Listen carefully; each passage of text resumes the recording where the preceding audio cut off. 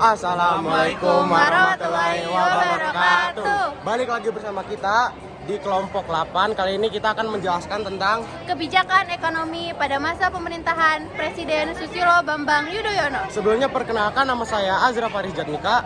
Saya Anissa Nuraina Salaha. Saya Ramani Nugraha Almatin. Saya Jakir Ramdhani. Di sini kami akan menjelaskan mengenai kebijakan ekonomi pada masa pemerintahan Presiden Susilo Bambang Yudhoyono yang dimulai pada tanggal 20 Oktober 2004 sampai 20 Oktober 2014. Pada pemerintahan SBY, kebijakan yang dilakukan adalah mengurangi subsidi Indonesia atau menaikkan harga bahan-bahan minyak atau yang bisa kita sebut yaitu BBM. Kondisi perekonomian pada masa pemerintahan SBY mengalami perkembangan yang sangat baik.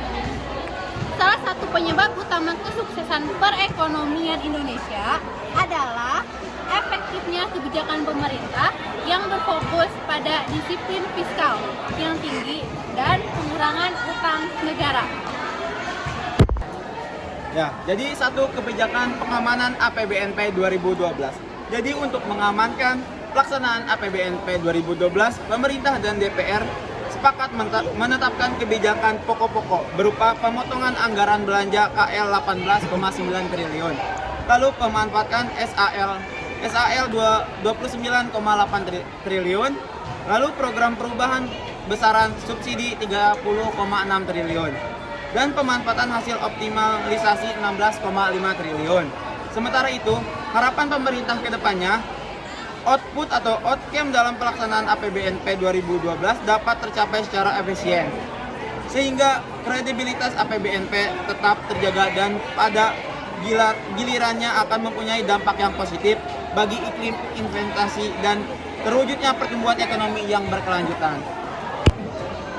Selanjutnya yaitu ada kebijakan BLT, yaitu bantuan langsung tunai. Nah, jadi kebijakan ini adalah upaya pemerintahan Indonesia untuk memberikan bantuan kepada keluarga yang terkena dampak krisis ekonomi atau keadaan sosial yang sulit. Nah, bantuan ini diharapkan dapat memperkuat kemampuan ekonomi masyarakat terdampak dan mempercepat kemampuan kualitas hidup mereka. Nah, kemudian dalam pengelolaan dan pengembangan kebijakan ini, pemerintah juga mengejar tujuan pengembangan sosial yang lebih luas seperti peningkatan pendidikan, peningkatan kesehatan, dan juga keamanan masyarakat. Selain itu, pemerintah juga mengembangkan sistem pengawasan dan pengendalian terhadap pengeluaran dan penerimaan bantuan untuk memastikan keakuratan dan keefisienan dalam pengelolaan kebijakan ini. kebijakan penggunaan gas domestik. Pemerintah menyadari pentingnya energi terbarukan dan keberlanjutan dalam memenuhi kebutuhan energi nasional. Hal ini menyebabkan penggunaan gas domestik di Indonesia mengalami pertumbuhan. Gas alam yang diambil dari daerah seperti Sumatera dan Kalimantan digunakan untuk memenuhi kebutuhan listrik, industri, dan pemanasan rumah tangga. Pada masa SBY, pemerintah juga memperkuat efisiensi penggunaan energi dan pengembangan energi terbarukan. Hal ini dilakukan untuk mengurangi kepemilikan energi fosil dan memperkuat kelancaran energi yang lebih ramah lingkungan. Sekian penjelasan dari kelompok kami. Mohon maaf apabila ada banyak kekurangan. Terima kasih.